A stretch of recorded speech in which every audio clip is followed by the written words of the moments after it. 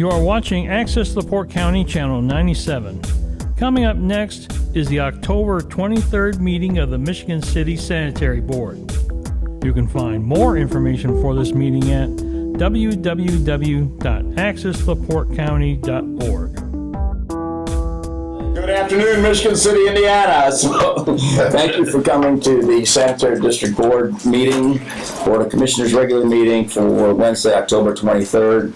We're just a little late in that we had an executive session prior to this, and I would like to have our attorney, Mr. Harris, please comment on the executive committee. Yes, do the commissioners certify that there was an executive session held immediately prior to this meeting and that there was nothing discussed during that meeting other than the information posted in the advertised notice?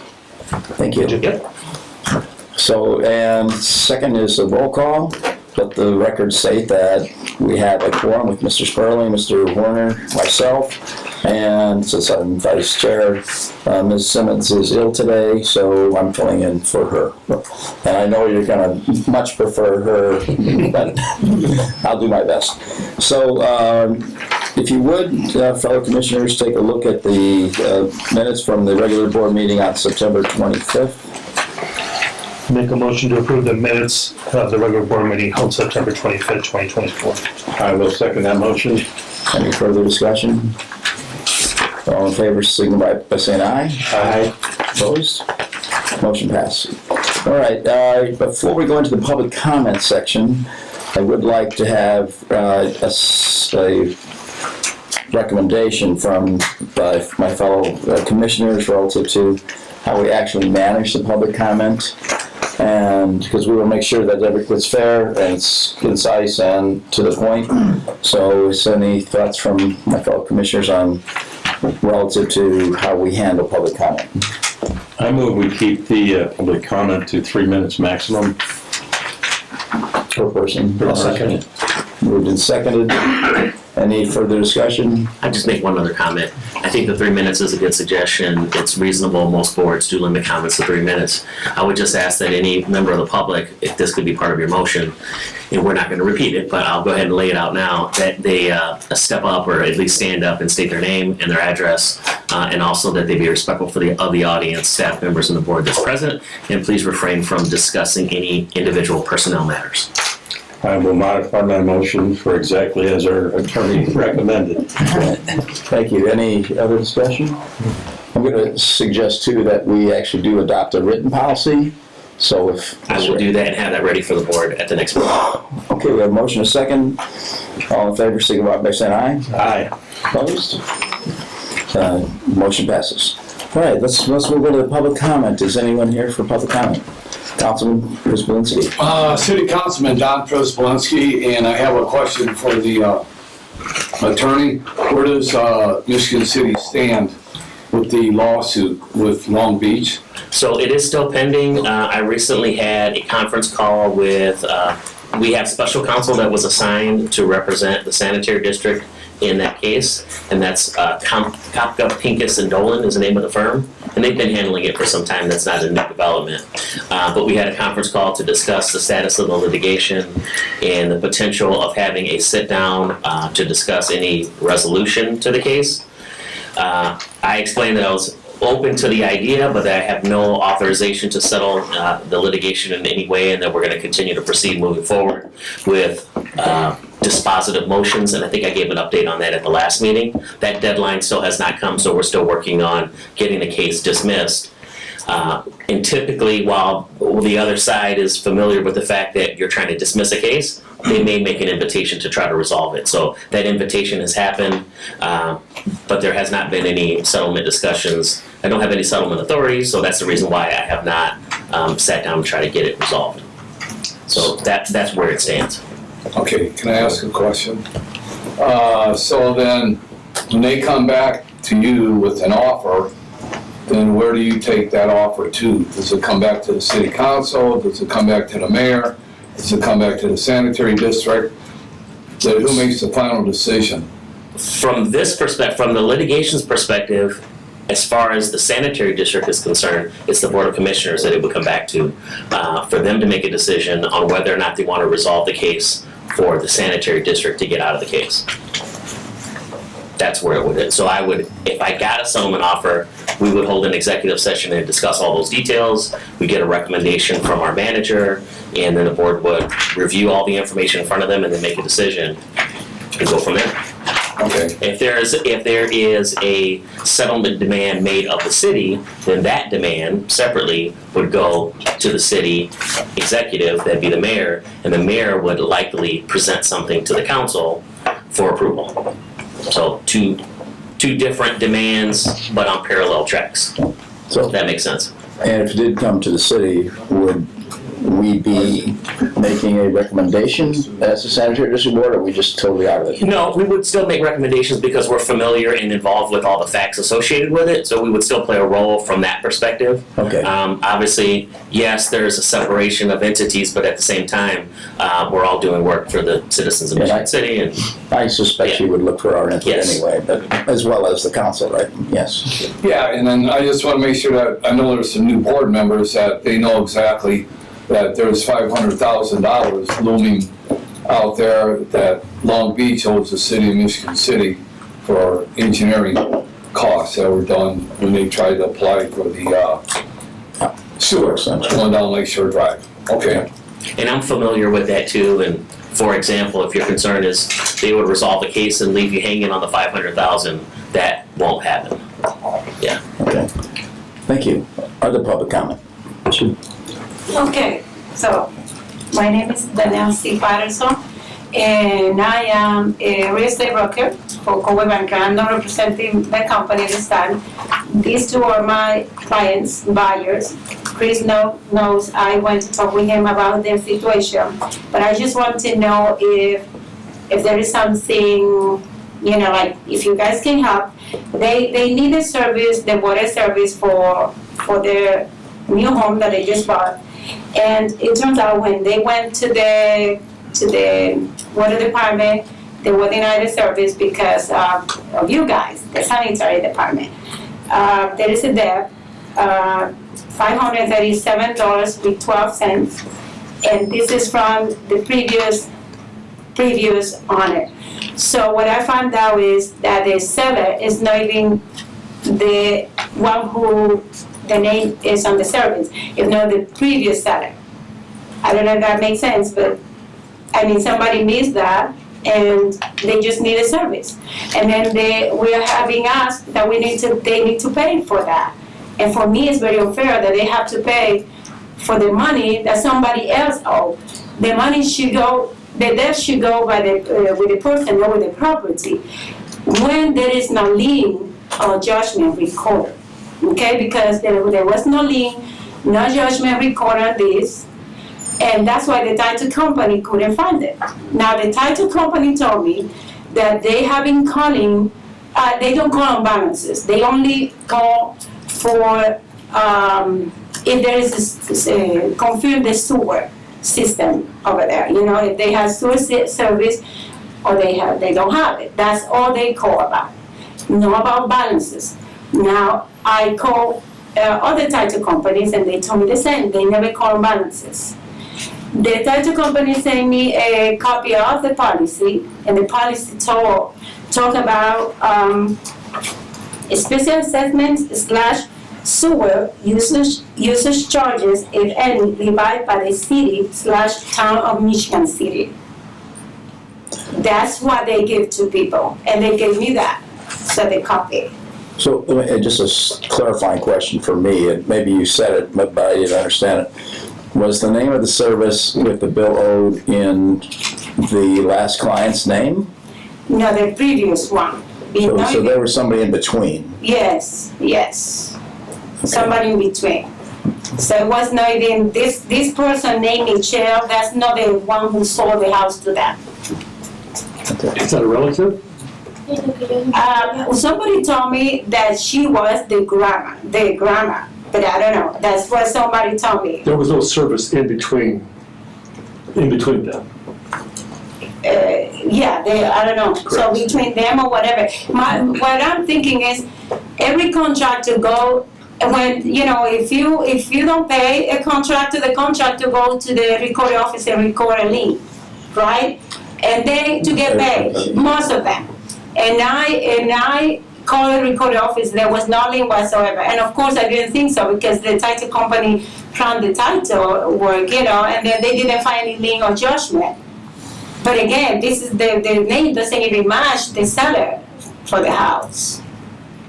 And they needed water. They needed water in the house. And the water department told me they don't have any problem with the service. It's only here, the problem. Water and sanitation went together. Understood, yeah. Same.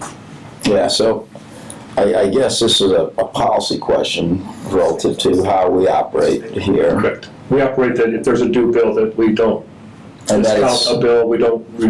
regardless of who is In owns this the property. situation, the owner who passed, a relative was selling it for the owner that passed, but that's where the $500 Yeah. debit was created. So, So then the due diligence would be any outstanding bills, and you gotta see if you, as normal, that when you buy a house, you turn on NIPSCO and water and sanitation when you buy a house, when the transaction is made at the title company. So unfortunately, I can't approve a waiver. So the I can explain this. The $500 amount is the sanitary district amount. The water department that's lost, right? That's our That's our 500 and some odd dollars. I think the sanitary bill is 300 and something they talking about there.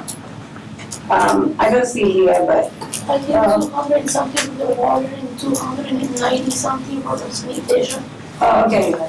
Yeah, so 290 and 290. So I just feel that, a broker, a realtor, and there's a realtor on the other side, someone got a check for this, which would have been the seller of the property. I would say that this would be a litigation between them and the seller. Well, that's not true, because I have been doing real estate since 2014, and I never deal with this. Never, and only me, I already went through many realtors, and they never heard such a thing. We never had any issue with that. What I'm thinking is, here's the thing, why did you guys mean to change the name? The name from when the person died, I mean, are we supposed to change this? I mean, the person died, right?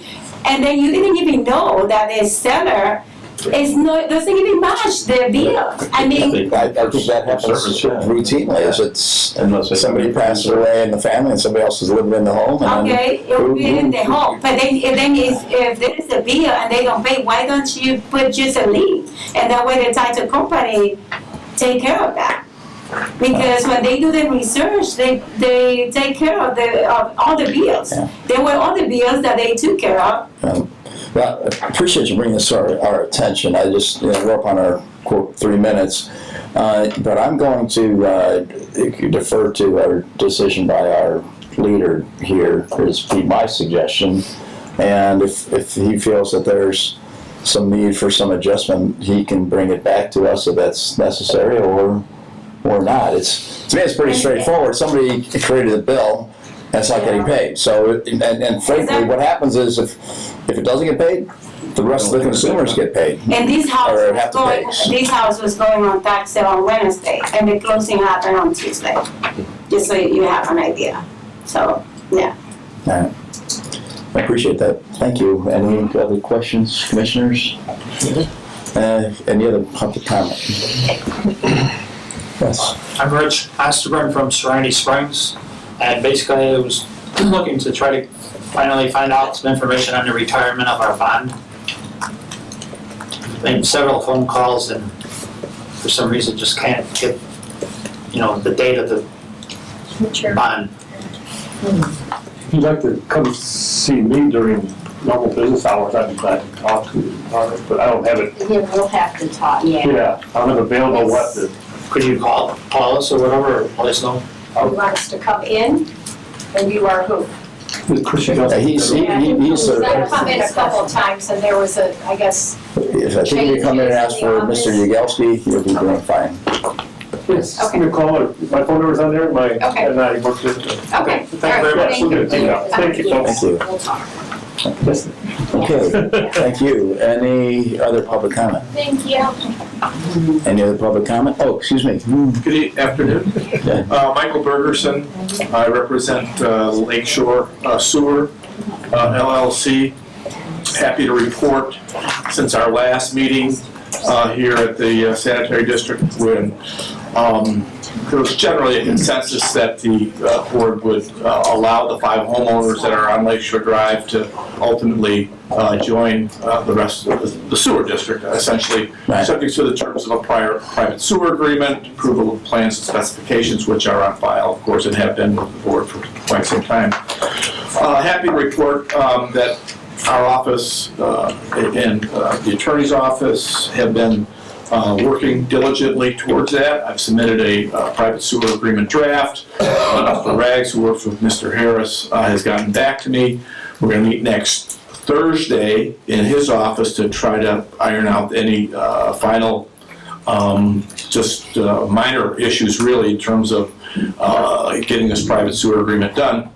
The purpose of being here today, it was a little bit too late to get on the agenda for today.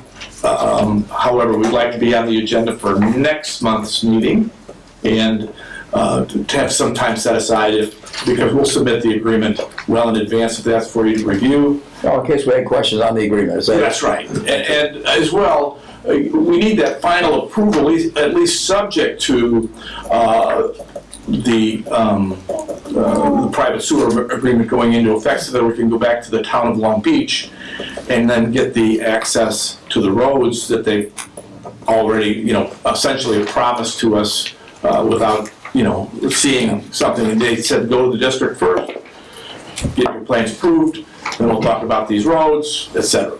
So Catch-22. That's a catch-22. So we're going to come back here hopefully next month and have that agreement in place. I think we will. And then I appreciate your willingness to come down and keep us updated on it, so thank you. So we would like to get it resolved. So I know you have, and you've been great, and since we were able to get some understanding about what happened. Yeah.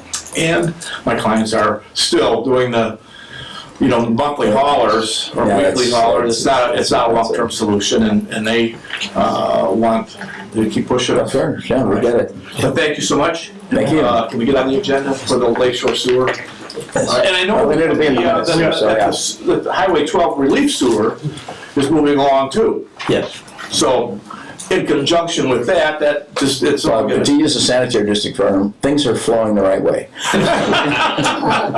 Just not that I know anything about that, but. I spoke with Mr. Rags yesterday, he has to submit that request. Okay, so with that, that's all I have, thank you. Any other public comment? Any other public? Oh, yes, sir. Yes, Scott Mellon, Kenwood Place. This might not be a popular comment, but I would request that you consider having public comment at the end of the meetings. I find it difficult to remember 30 days to try to bring up, to comment on things that are discussed in the board meeting. You have to go to the next board meeting. It's hard to kind of stay current with that.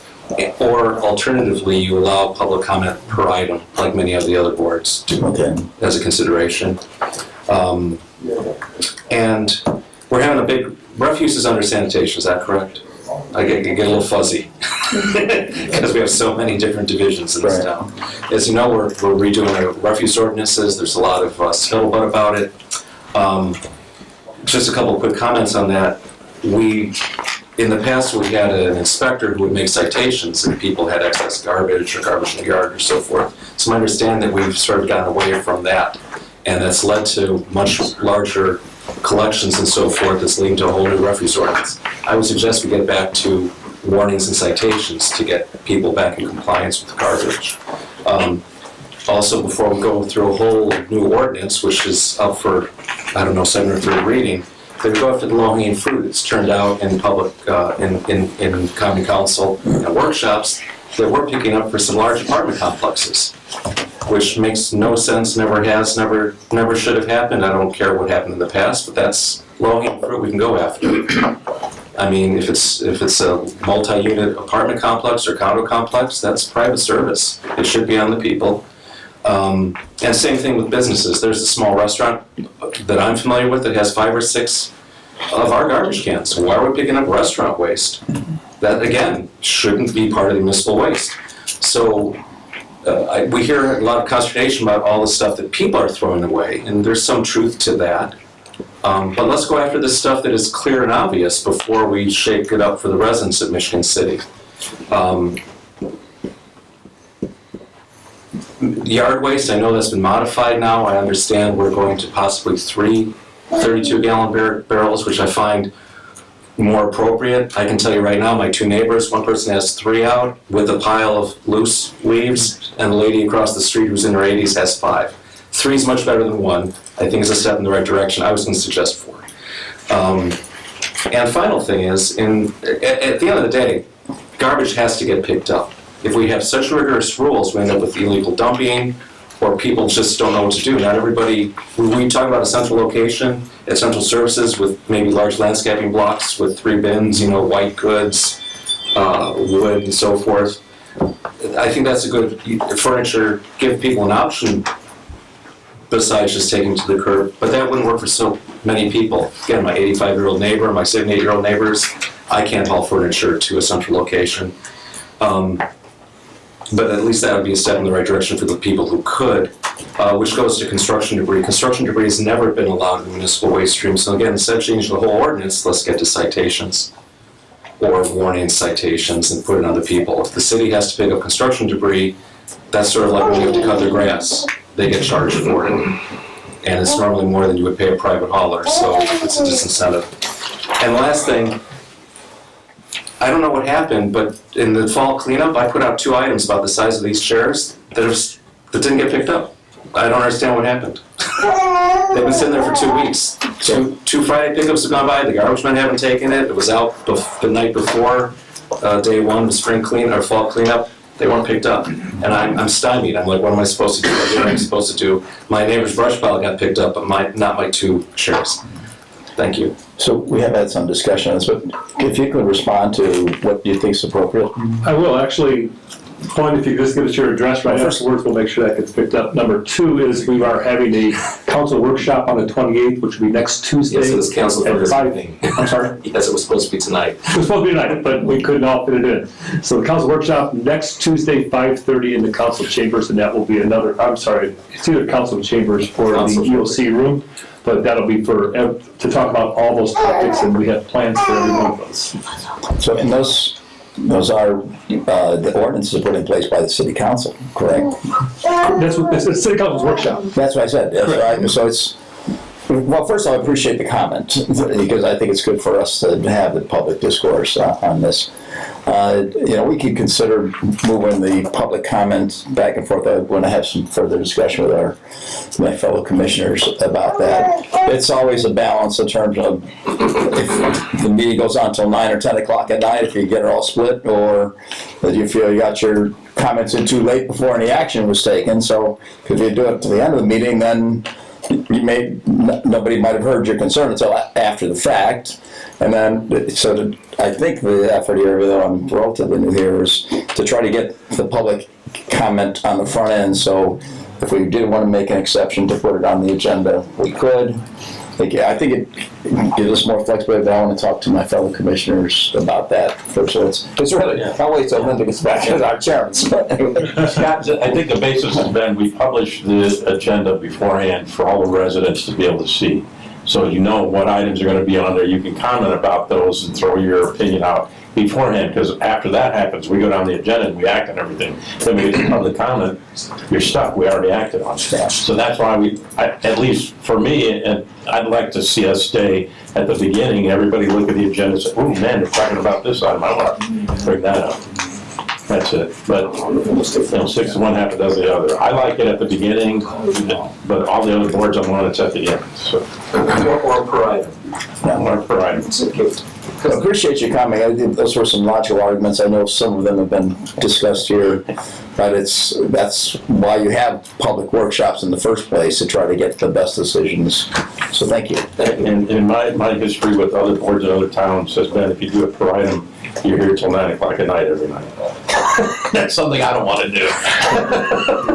So talk about it first, or talk about it last, but talk about each issue. We never get going on the agenda. Anyway, that's my thought. All right. Thank you. Any other public comment? Yes, sir. Comment, Chris Carter, I'm just gonna say refuge superintendent. As far as the fall cleanup, you saying, are you on a Friday? Your garbage pickup is Friday? Yes. Okay, so our schedule is based on the day of the week. When we started Monday routes first. That way allowed us to compress it into 5 weeks because we've already done 2 cleanups already, one in the summer, one in the spring. So a Friday pickup will be like the week of November 4th through the 8th.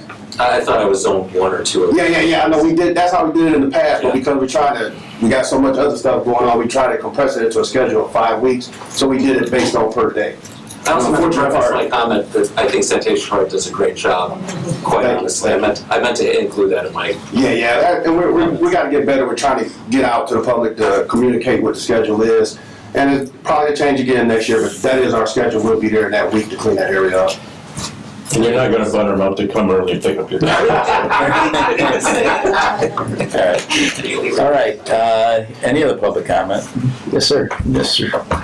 Ms. Malinsky. Paul Przybylski, 1716 Washington Street. I agree with those comments about how you run your meetings, in that I take exception to the fact that you guys only meet once a month now, right? You used to meet twice a month? It depends on the workload, but yes, it's scheduled once a Well, month. then I just brought that up for the general public to understand that. But my concerns are this. I lived in Michigan City 72 years. I always remember the garbage always being picked up with no problem.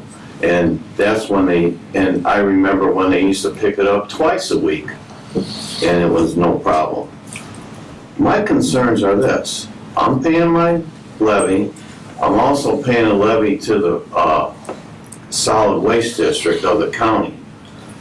I have a concern that maybe we should come up with a collaborative effort to take some of our yard waste to the county, because I'm already paying for it. Everybody in Michigan City is paying for that service, and what are we getting out of it? I don't feel like driving all the way over there and hauling a bunch of stuff over there.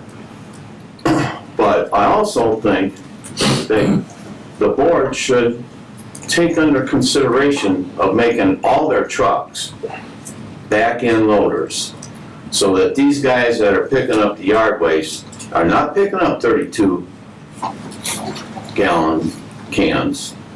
They're probably average, at least with the grass and then maybe if it gets wet, probably 120 pounds at least, because people pack it in there, you know. Let's talk about all the conditions.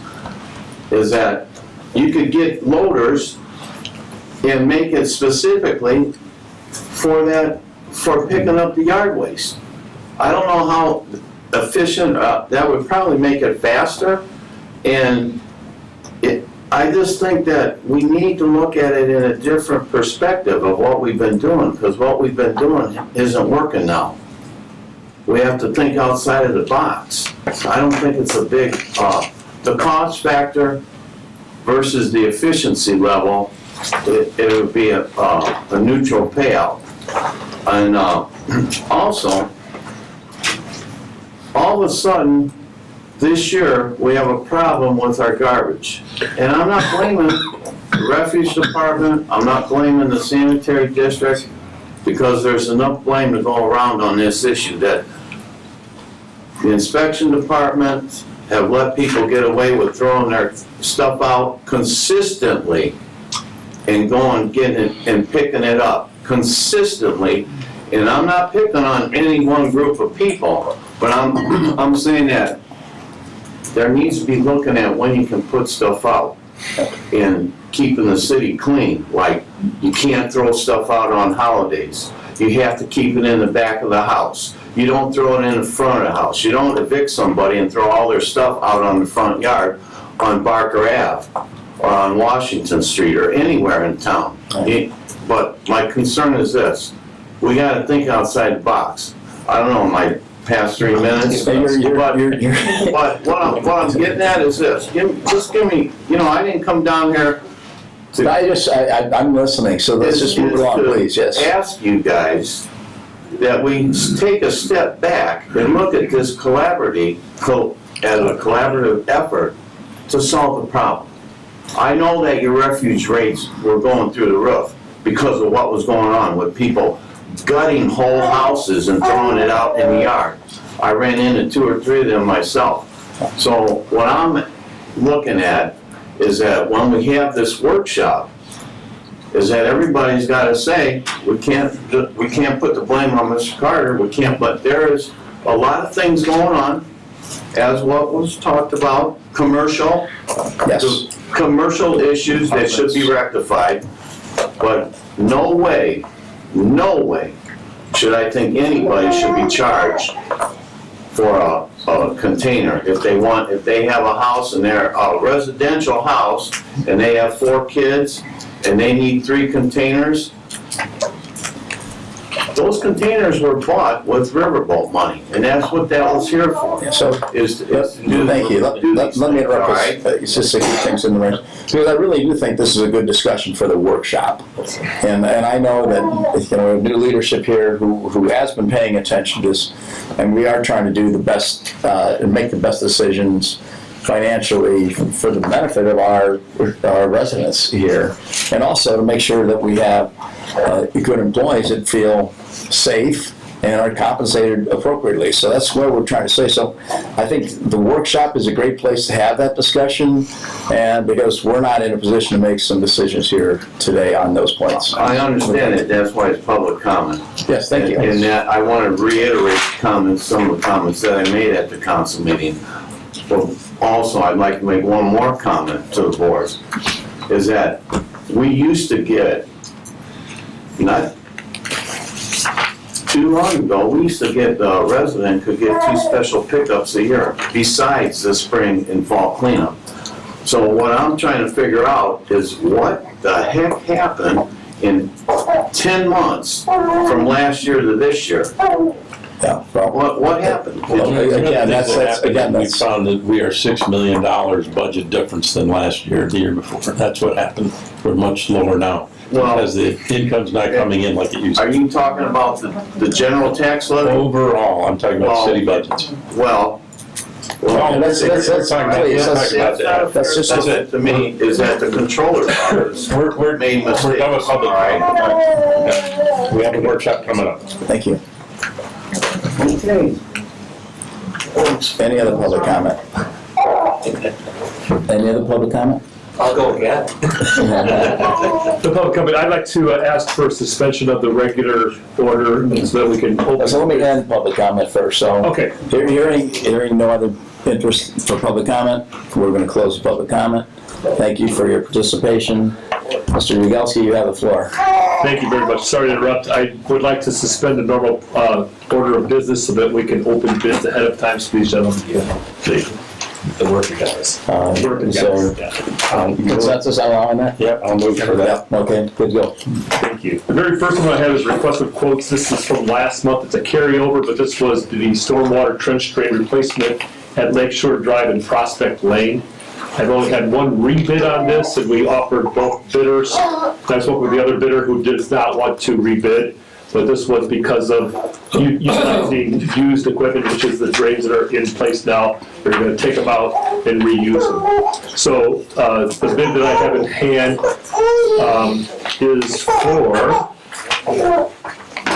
Reap and Riley, and their first quote would be utilizing brand new drains would be $62,645. The second quote would be reusing the used ones is $39,175.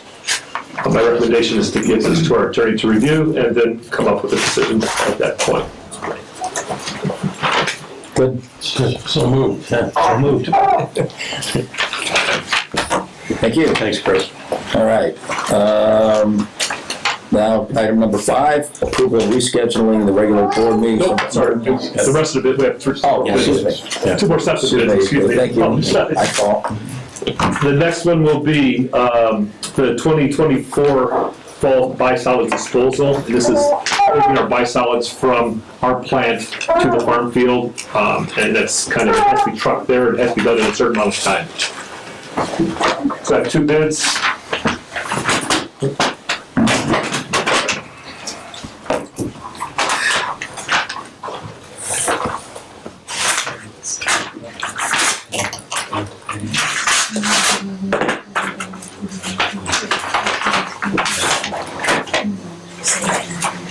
county and the city.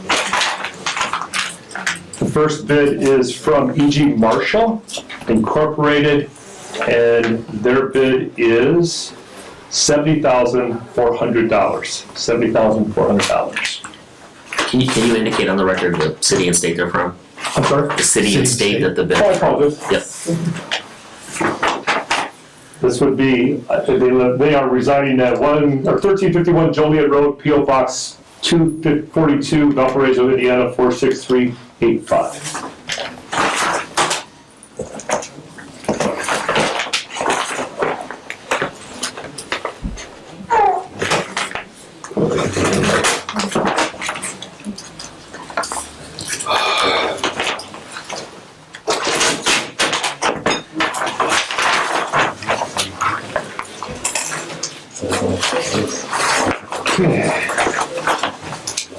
Second one is from D&M Excavating Incorporated, 9896 West 300 North, Michigan City, Indiana 46360, and their bid is for $77,408. $77,408. Chris, did they give you unit costs on those? Sorry? Chris, they give you the unit costs, or there was a base? The unit cost is, yes, correct. So the very first one would be $22, and the second one would be $24.19. I'd also recommend giving these to our attorney to review. Thank you.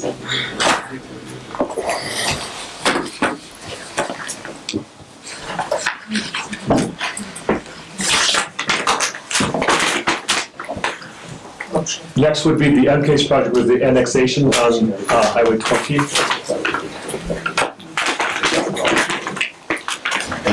The first bid will be from Grimer Construction Incorporated, 2619 Main Street, Highland, Indiana, 46322. Lots of two.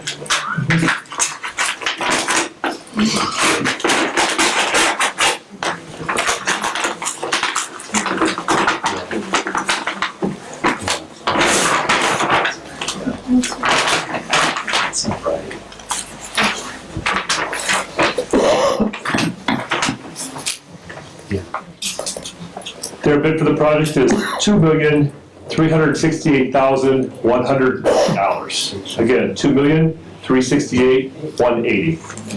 Chris, if I may, there's a base bid and an alternate bid, and the sanitary district can elect to choose to do both of them or just the base bid, so I think both numbers need to be read aloud.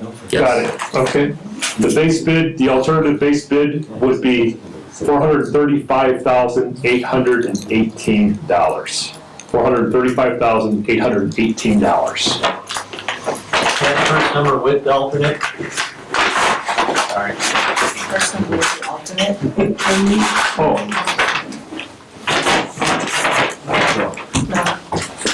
Let's see it. Oh. So you had the base bid and then there should have been an alternate. The alternate was the $435. What was the base again, please? 2368180. Correct. $2,368,180. Okay. Next would be from HRP Construction Incorporated, 5777 Cleveland Road, P.O. Box 266, South Bend, Indiana, 46624.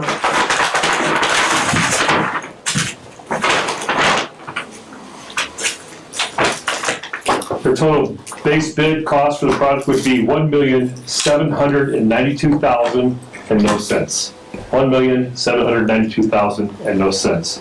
Their total alternate bid cost for alternates would be $200,000 even, no cents. $200,000 even, no cents.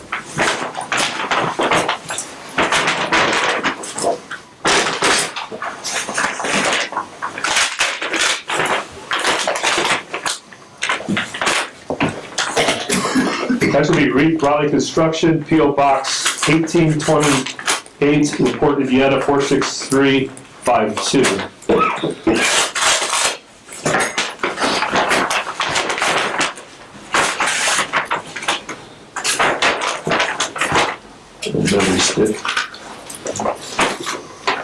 Their total bid base cost for the project is $1,449,880.50. Repeating, $1,449,980.50. Their alternate bid cost was $248,000. I'm sorry, excuse me, $248,671.00. Repeating, $248,671.00.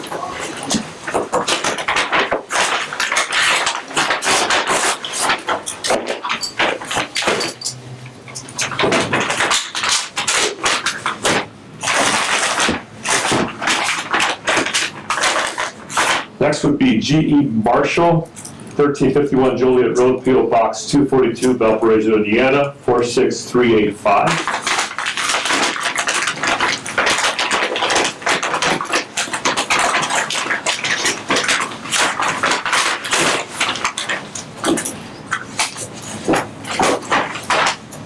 Total base bid cost for the project, $1,748,908.17.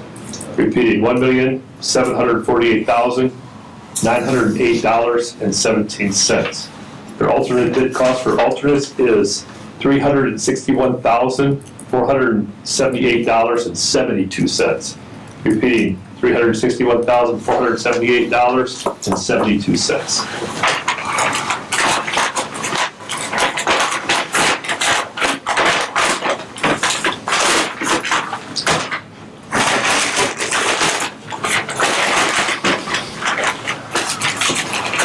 Lastly will be Woodruff and Sons, 2125 East US Highway 12, P.O. Box 450, Michigan City, Indiana, 46361.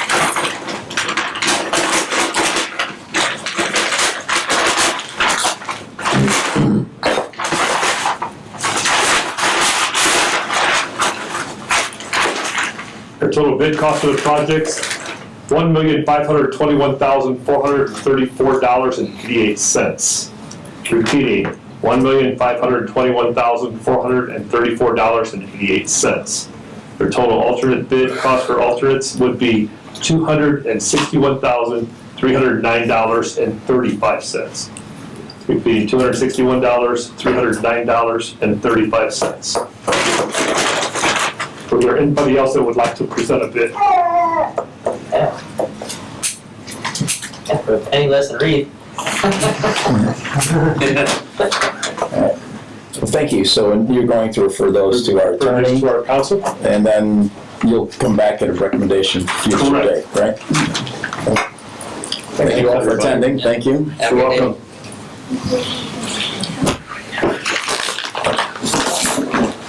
I know, right? Got a Yeah. lot of homework. It's the numbers that matter.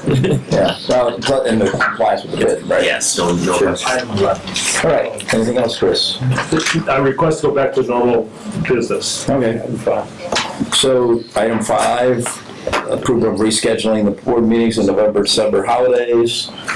Do we have a recommendation? My recommendation would be change it because of the 2 holidays to November 20th, 2024. And the December meeting would be December 18th, 2024. So, And then, because of the holidays. yeah, so do we need to make a decision today on this specifically, or do you want to poll the board? I mean, it's, because we're going to make a public announcement whenever it is, so it makes sense to move it off the holiday. Just, I don't know, you want time to review your schedules and stuff? No, that's fine. We can just make a decision to do this, and then we will announce it at the next newspaper and public information that goes out. Just to make sure that everybody else is good with these dates. Well, the 20th isn't going to work for me, but Linda will be here, so, or somebody. 21st, we have a NDOT meeting on US 12, so that wouldn't work. Okay. So I think it's better, we'll kind of poll here and we'll figure it out and then announce in advance of the meeting. So, well, per public. I would ask for a motion that we just say that we are going to move both dates of November and December. I will make that motion. I'll second it. Moved in second. All in favor, say aye. Aye. Opposed? Thank you. All right, well, thank you. Makes sense to get off the holiday, so. Financial report, acknowledgement of board approval allowing Mr. Yelsky to be signatory for a credit card. This information only because of the recent departure of our accountant, so that was a credit card under her name, so we've removed that credit card, destroyed it, and then it's been issued under my name through the controller's office. And these are for expenses. Is there a limit on the expensing of these or anything, or is it just kind of, I'm just curious, it's kind I of. don't know if there's a credit card. There's an actual limit for the credit card, but Itself. Chris would have to follow under his normal. Okay, I always ask before I use it. That's fair enough, I just, Yeah. I assume it's, not to buy a new car, so. All right, so no board action there. September 2024 cash balance.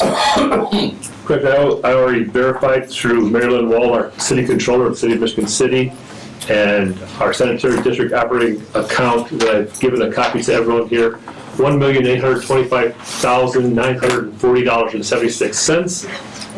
Repeating, $1,825,940.76. The Senate District tax levy, $2,230,337.35. $2,230,337.35. And then the Indian Springs account, $5,059.52. All accurate as of September 30th cash balance. So we have some cash to work with. Thank you. Do we need to take a motion to accept this financial report? I do not think we can do that. All right, the MOUs for the Sanitary District Controller's Office, overtime expenses and accounting expenses, accounting services, excuse me.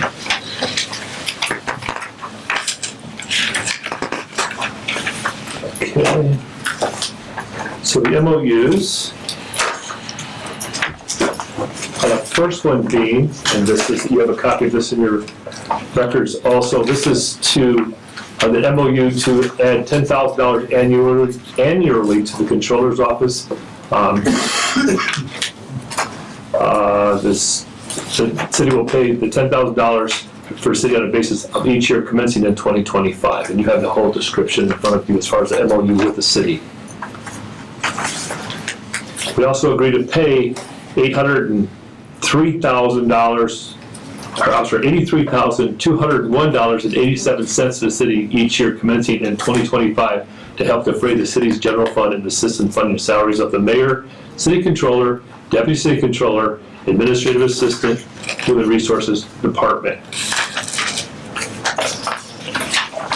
And these expenses come from our operating budget? Correct. So I'm asking for this MOU to be signed and, approved and signed. So one was $10,000 and the other one was $83,000? Correct, $10,000 and $83,201.87. I have a question. I can ask, Mr. President? Yeah, fair enough, sure, go ahead. Yeah, well, I mean, because this deals with the general budget for the city. Is this something that we've done in the past? I know that the citizens of Sanitary District contributed money towards the mayor's salary, correct? Correct. Yeah, these other salaries, is that something new that's started? No. Yes, this is proposed by the mayor. This MOU. Yeah, and we've done this in the past. Yeah, this is because we pay, the controller's office pays all the bills, we do all the payroll. This is pay for services rendered, right? Thanks, so. Because you're still, we still run everything to the controller's office. Okay, so it's for the controller's office. I know the mayor gets 10,000, and who else is it? Human resources. Human resources, deputy city, controller, deputy city controller, and the human resources administrative assistant, 3. Okay. Okay, I was just double checking what that was for, because I haven't heard anything about that. Okay. Fair enough. So, recommendation? My recommendation to approve, yes. Okay, is there any further discussion? I'll add to it for whatever. Sure, it's thank worth. you. In representing other sanitary districts in other communities, this scenario is typical. Oftentimes, the city does support the sanitary district. You otherwise have to inflate your infrastructure to have your own controller, your own this, your own that. So the idea is we take advantage of the services that are available. They have a good idea of what's happening in the city as a whole, so Yeah, I also recommend. this is an efficiency thing, and it's quote, paying our fair share for services to the sanitary district, which legitimately should be paid for by our consumers, residents. It's saving money overall. Right, that's. Yes. Absolutely, are. So, can I have a motion to accept? Move to accept this MOU as stated. Second. Any further discussion? Just point of order, it's 2 MOUs, Right. both MOUs. So you want overtime first? I will move to accept the overtime MOU, and I will accept the accounting MOU. I will second both of those. Further discussion? All those in favor, signify by saying aye. Aye. Aye. Opposed? Thank you. Thanks, Chris. All right, this is BNY Mellon Statement of Assets and Investments. Correct, and those were also verified, and one for $105,315.43. The secondary one, $551,677.97, verified through BNY Mellon. And these are, Investments. so these are investments, so this is actually capital we have on the side that's earning some interest, right? Yes. Or it's interest or, Yep. I guess dividends or whatever. Yeah, dividends, I would say, yes, correct. Thank you. All right, so I don't think we need to make any specific actions on that. Item number 7, Harris Law Firm, PC, July invoice number 10142. Correct. So I've got several here, but we're trying to make this as simple as possible. So we have met with the controller's office. We have met with the accountant for Mr. Harris so we can get this figured out, because we weren't paying in advance and he was getting paid too far in arrears, because once we approved it, then he'd have to wait for the following month for that approval to get that next check. And that just takes almost 60 days. So what we're doing now is we're going to be approving in advance from this meeting, the $5,000 that is his normal contract, and then any overages throughout the rest of the month will then follow on the next course of the next meeting. So I'm asking for invoice 10142, that's dealing with the Long Beach private sewer for $150. Invoice 10143, that's the Long Beach civil case, and that's $900 for a total of $1,050 on those 2 invoices. Next, I would like to, we can have just a motion on all of it once, I believe. Yes. Next would be an invoice of 10436. That's the September work product that we just talked about throughout the month. That would be a total of $1,012.50. Additional work product of invoice 10437 of $850. And then finally, the October invoice, which would be 10345 of the $5,000 that we agreed upon. So all in all, I'd like to have an approval of all of these invoices. Motion to the board. Make a motion to approve the invoices from the Harris Law Firm as presented. I will second the motion. Any further discussion? All in favor of accepting all 5 invoices, signify by saying aye. Aye. Opposed? Motion carries. Thank you. Weaver Consultants summary memo and invoice 101-640 and invoice 101-641. Correct, you'll see all of that information in there. That's the Carwick Road Nature Park. The year mitigation and monitoring report, that's the $11,371.95. The white dish clearing and cleaning was $5,004.83. I request that both those be paid. We do get reimbursed on both of those. Reimbursed by who? We get reimbursed, and that'll be here, under Al Walsh's report here shortly, but that will be the grant money that we received. Okay, And that'll be a separate report. thank you. Make a motion to approve the bills as presented from Weaver Consultants Group. I will second the motion. Any further discussion? All in favor, signify by saying aye. Aye. Opposed? Motion carries. Christopher B. Burke, Engineering LLC, September 2024 progress memo, and invoice number 35503, and amendment number 1 to PSA approved May 22nd, 2024. You'll find this in your packet also. This is the continuation of Christopher Burke. There's two different items here, and the first being their current invoice, which would be invoice 35503 of $45,710.82. That takes us up to date. Secondly, I'm looking for amendment number 1, which was approved by the mayor. We had several things that occurred during the course of their initial consultation throughout today, and then we want to keep them through January 1st or the 31st of December.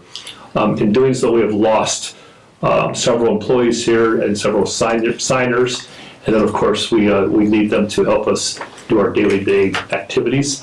So in doing so, it'll be another $50,000 for the month of November and $50,000 for the month of December. So I'm asking for approval of a $100,000 contract with Christopher Burke to continue on for the rest of this year. And the PSA approved May 22nd, was that by us or by the mayor? Or? No, everything has been approved to this board, correct. Okay, thank you. It's been recommended by the mayor, but approved to this board. Okay. Mayor also recommends this. So we've already approved this amendment that we were going to continue Correct, with yes. at our May meeting. So this just that shows motion to accept the recommendation. Pay the current invoice and also the additional $100,000. Right. Correct. Make a motion to pay the current invoice 35503 from Christopher Burke, as well as a motion to increase the amendment by $100,000 for additional services. I will second that motion. Any further discussion? All in favor, signify by saying aye. Aye. Aye. Opposed? Motion carries. Okay, fate, item number 10, we're booked our way to 17. So 10, fate, GLE, Great Lakes Engineering Incorporated. Item A, substantially complete project drawings and specification. Item B, Lake Avenue Highway 12 lift station, project RFP, and invoice number 8566. Hi. Thank you. How are you? Very good. We have substantially complete drawings. So one of the things we're here for tonight is to... Can you introduce yourself? Oh, sorry. John Kremke from Fate GLE. Thanks. Thank you. So one of the things that we're here to do tonight is to request that these go out, that you can authorize us to go out to bid for these. Again, the reason for that is to meet the funding deadlines, to close on the bonds by the middle of December. This will allow us to get contractors time before the next board meeting, or Board of Commissioners meeting. This is the full project. It includes the gravity sewer lift station, the forest main, and the access road recreational trail as part of the project. I have reviewed these plans earlier, kind of board members let you know.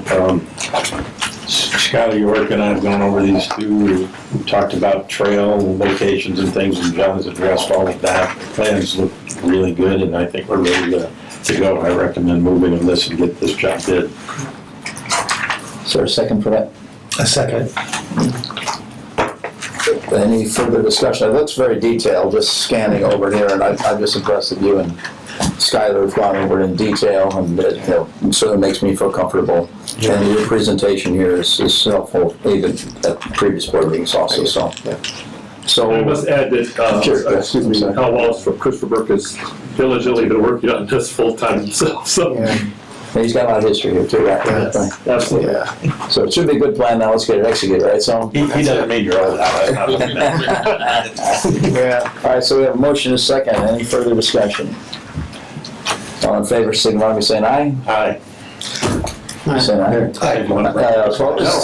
One thing I motion carries. Okay, please. Yes. Sorry, one thing I do need to bring up is that in order to meet the funding deadline, the plan was to, in our notice to bid, our advertisement, to have the next board meeting as the time to receive bids. But if we don't know when that is, it's going to be difficult to put a notice in the paper next week.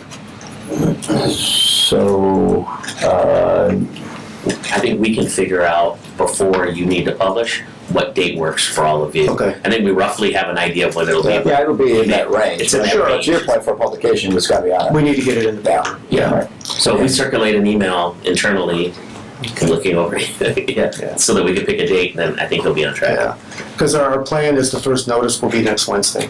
Okay, Okay, great. okay, great, thank you. Thank you. With that, I'd like to make a recommendation to pay invoice 8566 to the GLE, unless you don't want money. $45,107.50. $45,107.50. I'll make a motion to pay invoice number 8566. I will second the motion. Any further discussion? All in favor, signify by saying aye. Aye. Opposed? Okay, Motion thanks. carries. Thank you. Yep. All right, Haas and Associates, LLC, M-Case Project.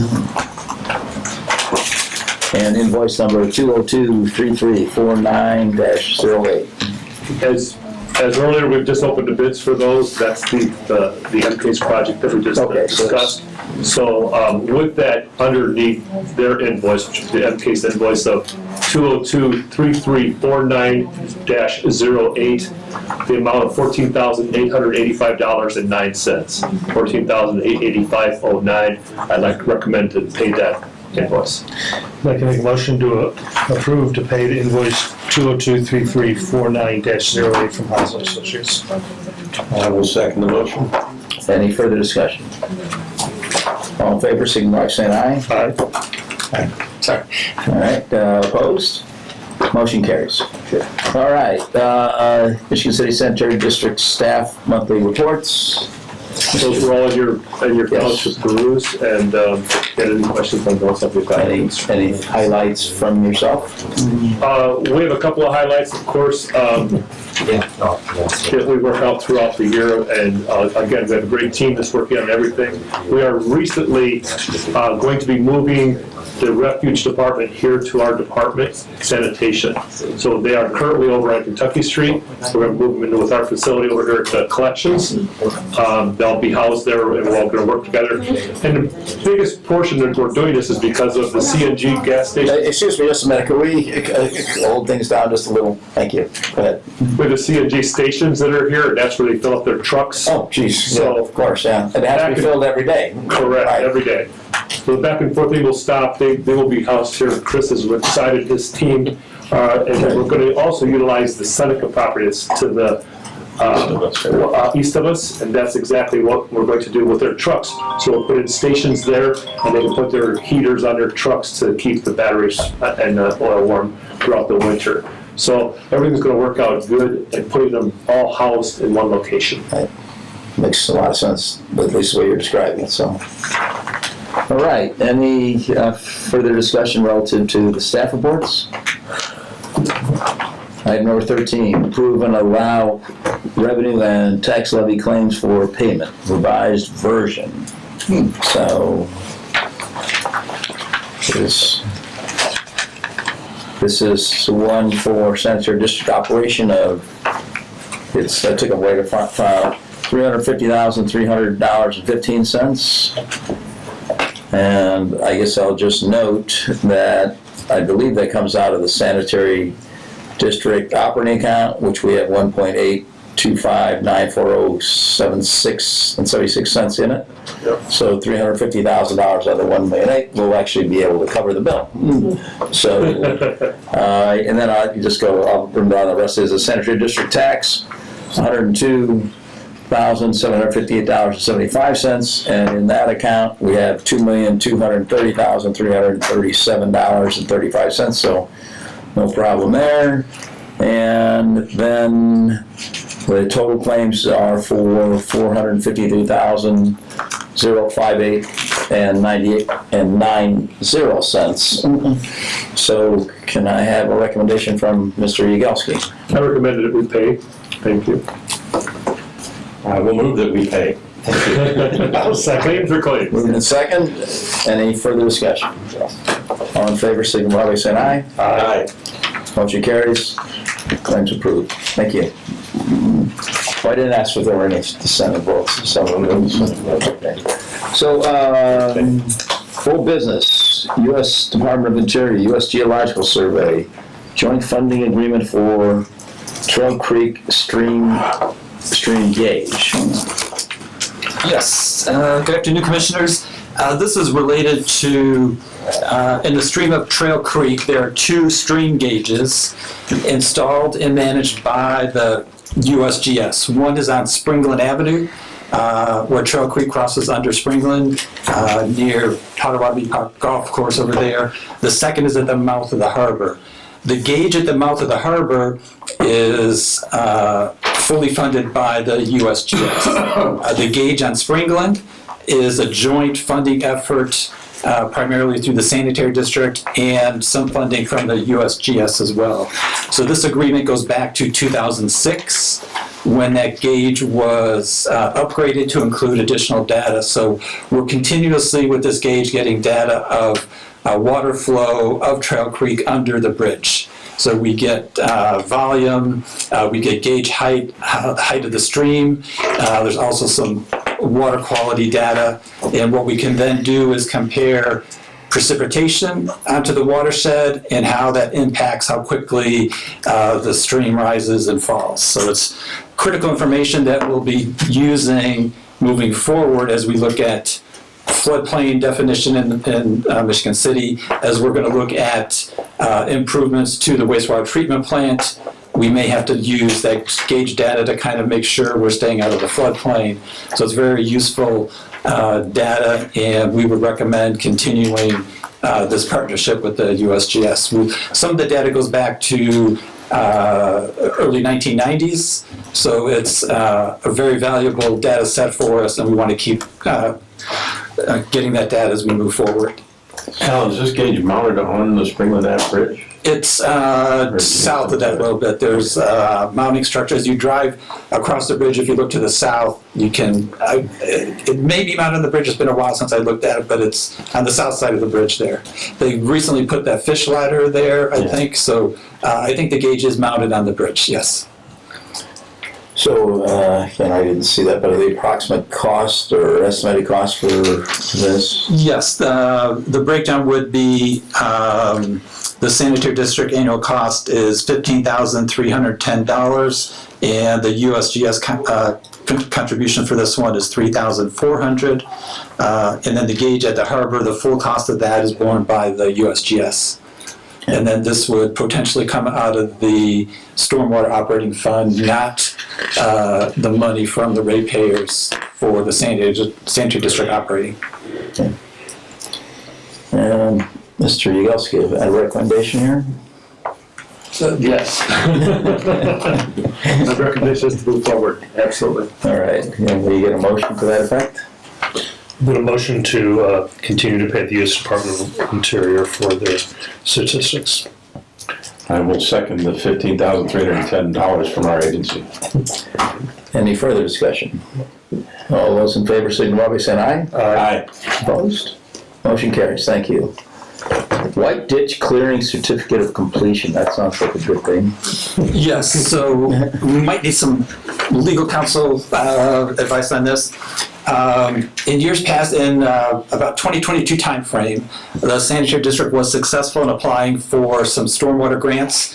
One was for stormwater improvement at Highway 12 on the west side of town. The second grant was for cleaning of White Ditch, which is in the northeast part of Michigan City, south of Highway 12, out kind of near Healy's Landscaping, Triumph Road there. That ditch goes north under Highway 12 and then through the neighborhoods to Lake Michigan. The US 12 west side of Michigan City grant was fully completed.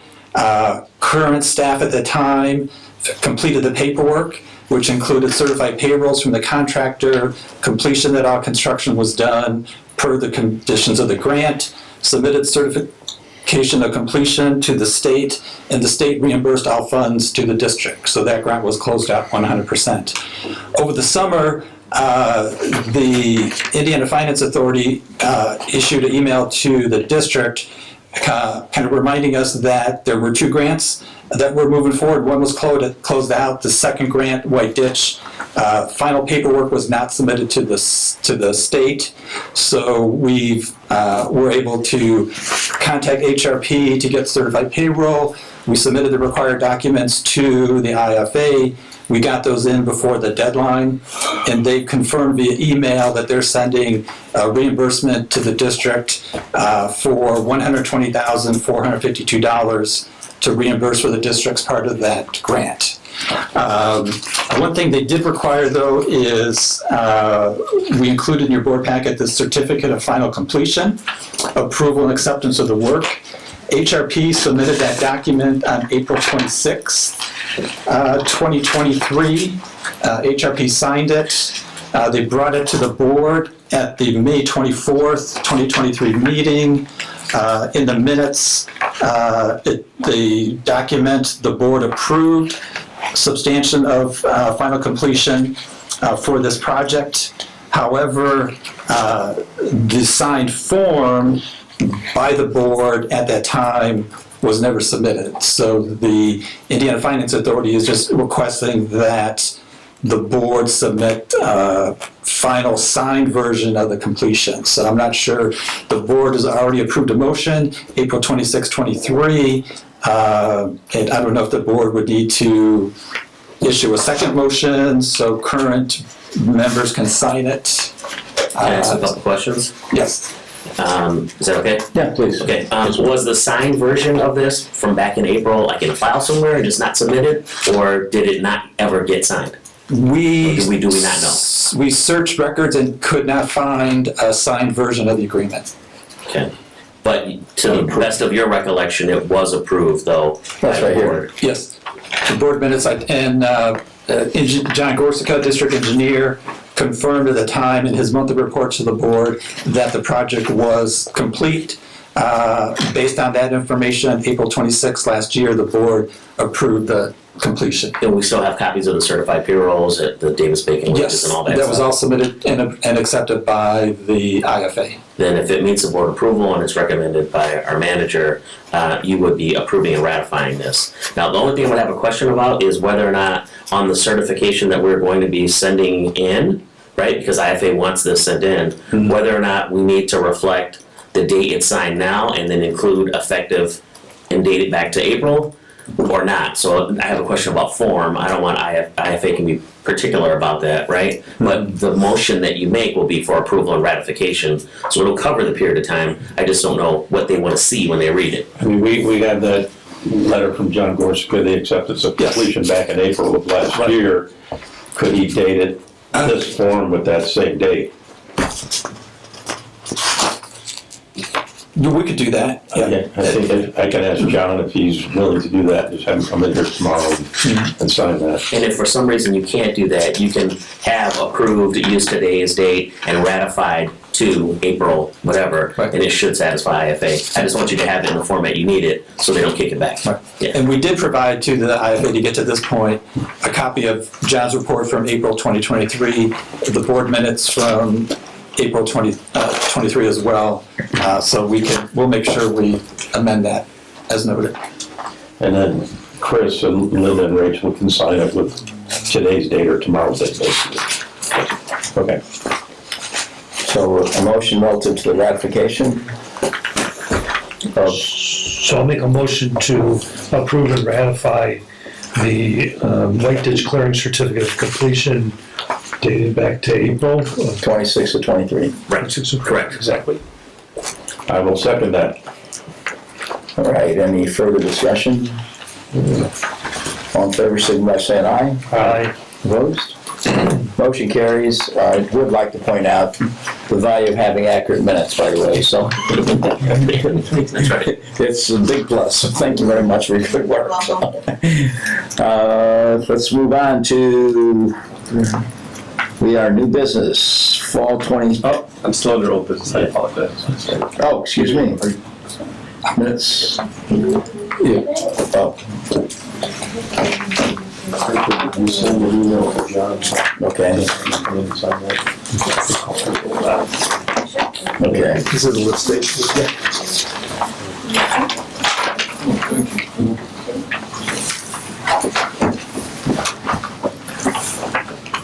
This gentleman is old business, but it's the water sanitary sewer extension on US 421 and County Road 300 North and County Road 950 West in LaPorte County, Michigan City, Indiana. The project included approximately 2,800 feet of gravity sewer line and 4,700 feet of forced sewer main and one lift station. As this was built by the county and done and proceeded through the LaPorte County redevelopment, they paid for all of this, and then this is part of the Love's extension out there, the Love's property.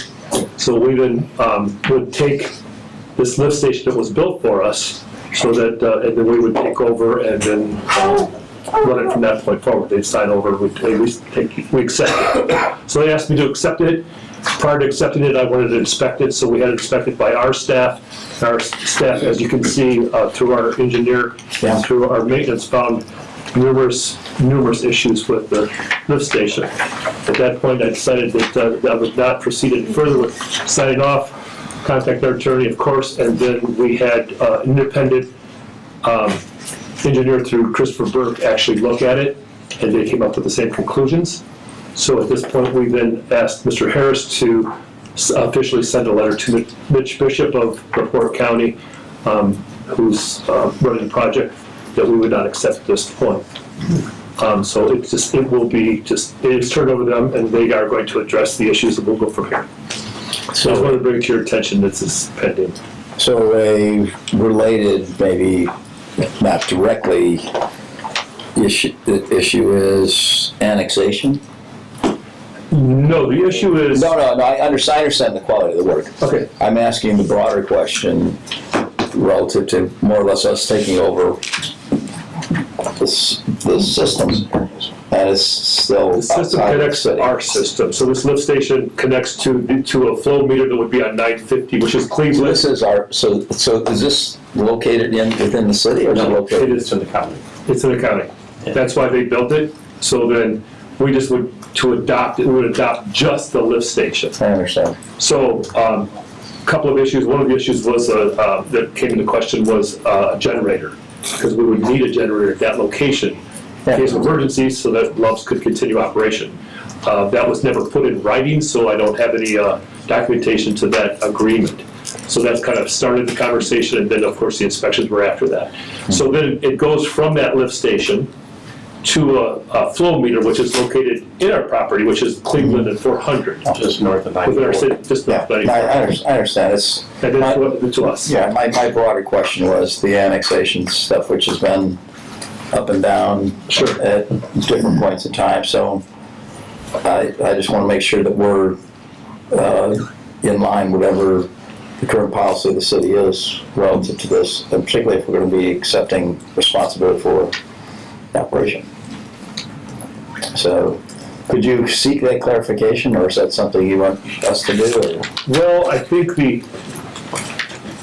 as far as the annexation is concerned, I think that would be more of a council issue than our issue, correct? Well, no, both. Okay. It is an issue that would come before here, and I think it is your determination as to whether or not it's something you want to raise. Ultimately, it would go to the council for their approval, or for their consideration. I don't want to say approval, but for their consideration. That's not necessarily the issue at hand, but you're right, it raises broader. It's a history. Yeah, and I think if that's where you're going, then maybe you deal with the broader issue as opposed to just the issue that we're dealing with right now, which is the lift station. Right. I think this letter is appropriate relative to pursuing that. If they want us to take it over, it's going to have to meet code standards.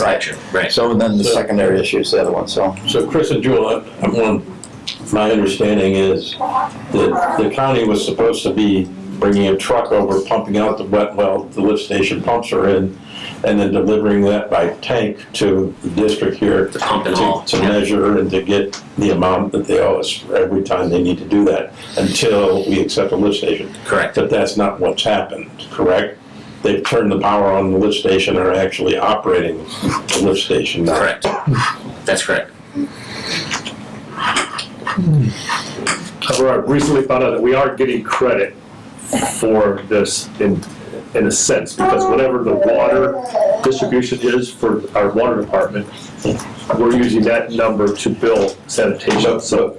Chris, we also know that lift station is leaking like crazy. Oh, yes. And we're paying a lot more money to treat extra flow in there because it wasn't turned over to us because it's leaking. Sure, and you can see, you can see the picture. So we're really struggling with this right now, and I don't want to talk too much about it until. Yeah, if I could just add, in the communication Chris has had with the county, there's evidence that the flow meter was turned on for a point of time earlier this year, so we requested access to the flow data, so we can then compare actual measured flow data on the flow meter before it was turned off to the water bills during that point in time to come up with an assessment of how much additional inflow is coming into the system. So we may have some remedy once we get the flow data from the county. The flow meter was turned off and the. Right, This is turned on. It's gonna be a future agenda item, right? Yeah, it will be, absolutely. This scenario can't last forever. Yes, it needs to come before you at some point. It has to be resolved, yes. And we'll have some time to consider some other stuff too. Okay. Well, what I appreciate is taking action specifically to alert the county that there's issues with this, rather than just kind of let it simmer on the side. All right. So anything else? Did you have anything else under old business, Chris? New business. New business, okay. Under new business, by the executive session we had earlier, my recommendation is to extend both of those requests of FMLA into the next board meeting. I'll make a motion to continue those two FMLA discussions in executive session to the next board meeting. I will second that. Moved and seconded. Any other discussion? All in favor, signify by saying aye. Aye. Opposed? Motion carries. So did I miss the 2024 biosolids disposal? That's when we opened up the bids for those. Oh, those are the bids. Okay, excuse me. So we went through all this stuff, and is that correct? That was the 2 bids ago. If I could speak to that real briefly, with opening those bids, we did have responses from 2 bidders, quoters.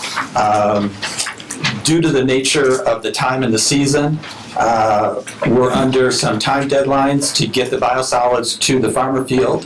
So we'd like to possibly request board consideration for allowing Chris to authorize the award of that bid quote, subject to review by our certified operator of the plant, Adam Downey, and legal review by Attorney Harris to make sure the lowest responsive bidder met all the requirements. And then if we could move forward that, there's some time deadlines to get the biosolids onto the field. If we wait to the next meeting in November, we may be past that deadline. So just trying to provide a mechanism to move forward with awarding that bid in the proper way. So the range on the bid was $1 million. No, that's the 70,400 or 77,400. Thank you. Okay. It's based upon an estimated volume of biosolids to be hauled. The final number will be contingent upon that. The unit price. Okay. So if I could, I guess what it would be, and correct me if I'm wrong in terms of what it is you're looking for. I think it's an unofficial award, but based on review, obviously it's subject to the board approval, but it's an unofficial award, but with the notice to proceed authorized by the manager. Is that what you're asking for? Correct, yes. Okay. That would make sense, if that's what you did. All right. I feel a lot better at 70,000 than the other number. I got the credit card. Somebody want to make a motion? Somebody want to make a motion? Yeah, how do we want to do it? Just. So I'll repeat what I believe is happening is the request is to authorize the general manager to issue a notice to proceed along with an unofficial notice of award subject to final approval of the award by the board. Okay. As stated, I will move that. I'll second it. Okay, so, then the assumption is that you're gonna make the lowest qualified bidder is what's accepted within. Qualified is a big one because there's a lot to that. Yeah. Okay. All right, any further discussion? All those in favor, signify by saying aye. Aye. Opposed? Thank you. All right, so I guess I'm still lost here. So are we on 15B? Yes. Yes, we are. Okay. I do have one more. Sorry.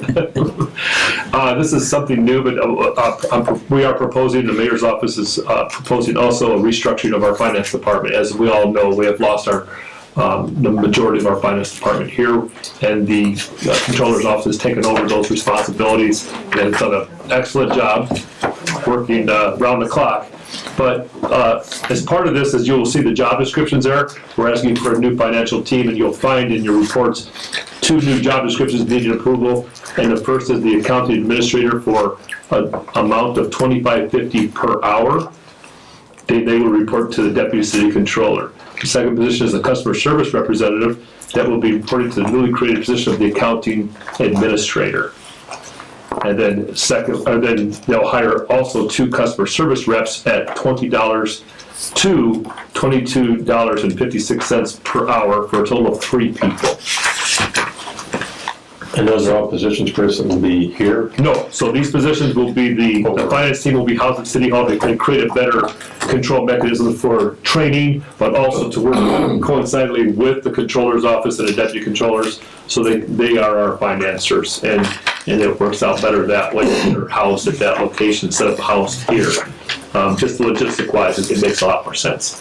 So, and their compensation would be similar to the money that we approved earlier They are today? actually our employees working at City Hall, technically. They are our Okay, so there's not a funds transfer between us and City Hall. They report to. We're paying them.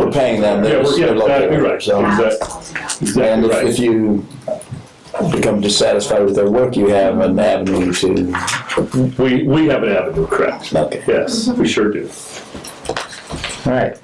And a recommendation My from. recommendation is to move forward immediately so that we can get there hired. We need help. Okay, I'll make a motion to move forward immediately on the restructuring of the finance department per the mayor's letter. I will second. Any further discussion? All those in favor, signify by saying aye. Aye. Opposed? Motion carries. Now, it says job descriptions, is that a separate motion then? No, those just described, those are new positions, so those have to be accepted along with these, you just accepted positions. Okay, I just want to make sure that. Those will go along in the have file. another agenda item. Okay, I'm still lost on this agenda, so. We're still back at 15B. Yeah, we're gonna go to Okay, go. 50B. Yeah. Because we jumped on to 15B, Yeah. so, okay, that's where I'm kind of, okay, gotcha. Yep. Okay, Linda's got a tough job here. Item MS4 ordinance update, storm ordinance draft. Stormwater ordinance, Dan. Commissioners, in your board packets, we included a kind of fact sheet that just describes some of the events that happened the last couple of years. IDEM has issued some new permits for managing stormwater. Those permits necessitate that MS4 communities around the state update their stormwater ordinance. So we've been working on that. Purdue University, the local technical assistance program, has created a model stormwater ordinance that's being used around the state. So we've used that model to create the draft ordinance for Michigan City. I've reviewed this with City Engineer Tim Werner, City Planner Skylar York, went through it. Probably need to schedule one more meeting with City Engineer Tim Werner to go over a couple last minute items. I have met with City Attorney Amber LePage to review this. We're looking to get the final draft of the ordinance to the City Council for their November meetings. And in talking with Skylar, Tim, and Amber, realize there's a unique aspect to the Michigan City stormwater ordinances in that several years ago, there was an effort to have similar regulations for the city of Michigan City, the city of LaPorte, and LaPorte County, which has many benefits. The method to employ that was to include stormwater regulations in the zoning ordinance part of local regulations, whereas most municipalities have stormwater ordinance in their regular series of ordinances, not in a zoning ordinance appendix. So Amber provided the direction that moving forward, we want to put the stormwater ordinance regulations back in the regular environment section. So she will be spearheading that effort. As that ordinance goes before the city council, Amber will also be working with Skylar York and attorney Steve Hale for the Plan Commission to follow the public hearings and Plan Commission meetings to revise Appendix C of the zoning ordinance to remove the Article 20 stormwater regulations and refer back to the main city ordinance. So there's two parallel tracks. What I'd be seeking for the commission today is approval to make any final revisions based on consultation with city engineer Tim Werner to then be able to get the final draft to city attorney Amber LePage by next Thursday at noon, so that could be then placed onto the city council agenda at their first meeting in November. We had a bit of a comment about this one. This was a little harder to try to manage the timing, and that's because typically what they're looking for is a resolution of this board approving the proposed new ordinance, and then it goes over to the city council for their consideration and approval. Yeah. And right now you don't have that in front of you to approve, nor do you have the resolution. So I don't know how we resolve the timing issue that we've got there. And I don't know that I can advise you to approve something that's not actually in front of you. I get what we're trying to do, and I don't have any issue with trying to move things along, but I don't know how you do it without having both the resolution and the final version of the ordinance. I guess with the complexity of the Plan Commission kind of pushing the schedule back a little bit, perhaps then the way to move forward would be allow some final revisions to this draft to occur in the next few weeks, and then the final draft ordinance be brought to the sanitary board at the November meeting for final approval, and then once that's done, that could be kicked over to the city council for review and action at their December meetings. That way, I think it'll follow the more normal, get the final. Because this looks like you were looking for approval of a draft ordinance rather than Yes, the ordinance. it's been a real truncated schedule, so we're just trying to navigate through to get this done by the end of the year. So Attorney Harris brings up a good point. We really need the final version of the ordinance before the Board of Commissioners to send it to the City Council. So to achieve that, I'll just bring the final version back at the November meeting, allow Attorney Harris sufficient time to review it as well, and then just go with that schedule. But if we have to have a special meeting, we could do that too. I think based on the Plan Commission schedule, it should not require a special meeting. The only reason you would need a special meeting is if the goal was to try to get this for the council at their next meeting. If that's the deadline you were trying to meet, then yes, we need to have a special meeting.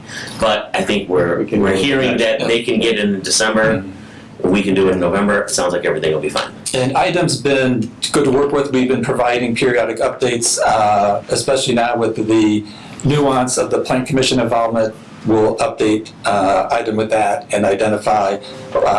We're working to get it all done by the end of the year. That way, when we submit the annual report for MS4 for 2024 next year, we can say we've completed all the ordinance work.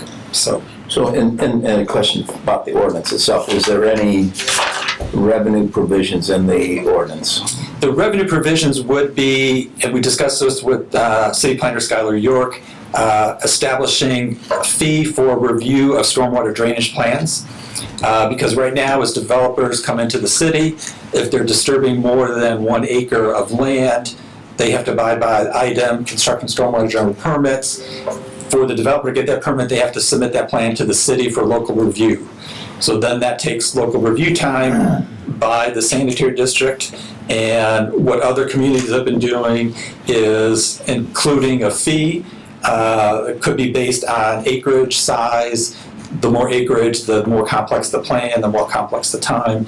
And then also communities have been including in their inspection fees for the stormwater professional of the city to go out and inspect the construction site to cover those inspection costs too. So there will be some fee provisions in the new ordinance to recoup some of those costs. If I could make one other comment, just a little bit of a prediction, I would assume the council's gonna request a workshop on this. More likely than not, they will, to review what the changes to the stormwater ordinance are, particularly the fee portions of it. So you may wanna build into your timeline either a joint workshop or a workshop with the council where some of us are there to help explain, but correct me if I'm wrong, but you're likely to request, yeah, okay. And then related or unrelated to this, so you're talking about new development, but where would stormwater maintenance fees be established? Stormwater maintenance. Or upgrades even, so that. Yeah, so right now, similar to the refuse service provided by the sanitary district, there's a levy on the tax bills for refuse. There's a similar tax levy on the tax bills for stormwater.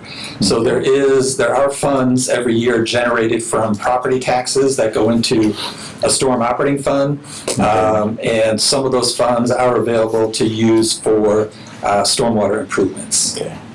In this ordinance as well, the current ordinance and the future ordinance we're drafting are the illicit discharge provisions for the storm-only sewers that says you cannot put used oil down storm sewers, any other pollutants, those kind of things. So the ordinance is multi-purpose, one governing new development that's coming into Michigan City. So there are regulations for the construction people not to have runoff go into our storm sewers. Once the development's done, there's restrictions on the volume of water that can be put into the sewers and also water quality components. And then the last item are these illicit discharges that just, in general, we have storm sewers all over the city and pollution cannot be discharged into those storm sewers. And what about people that, I guess, are putting stormwater into the sanitary district? That's not part of these stormwater ordinances. That would be part of, I think it's section 98 of the ordinance that talks about the sewer use ordinance for sanitary sewers, which prohibits clear water discharged into sanitary sewers. Okay. So that's separate item. I'm trying to educate myself too. Yeah, there are some stormwater management districts throughout this northern part of the state that I know of that are using these new provisions in the new statute and in the new code sections for each municipality to hire compliance people to go chase these illicit discharges, find them, and make sure that they're improving the environment and also funding themselves in the process. So it is. It's very expensive to treat clean water, right? So yes. All right. Well, thank you. So I guess we're kind of on hold, right, with this one. Yes, until we'll bring it back to the November meeting, but felt compelled to provide the board the update of where we're at right now, and we'll keep moving forward on that. We're getting close. So, Inflation Reduction Act. Real quickly, wanted to update the board on potential grant opportunity that the district's looking at. There's a firm, Robinson Engineering, who's been working with the city and other entities. As part of the Inflation Reduction Act, there was money set aside, $2 billion towards Community Change Grant. It's a program that's being managed by the EPA, and it's targeted for distressed communities, with the definition of distressed communities being an economic level based on census tract data. And in the board packet, we included the map of distressed communities, of which all the orange is the tracts within Michigan City that are, based on the census data, economically disadvantaged. So the city sanitary district is applicable to apply for the grant. We included the League of Conservation Voters, had a little fact sheet kind of talking a little bit about the grant. Basically, there's 3 components of the grant. One component has to do with climate change impacts.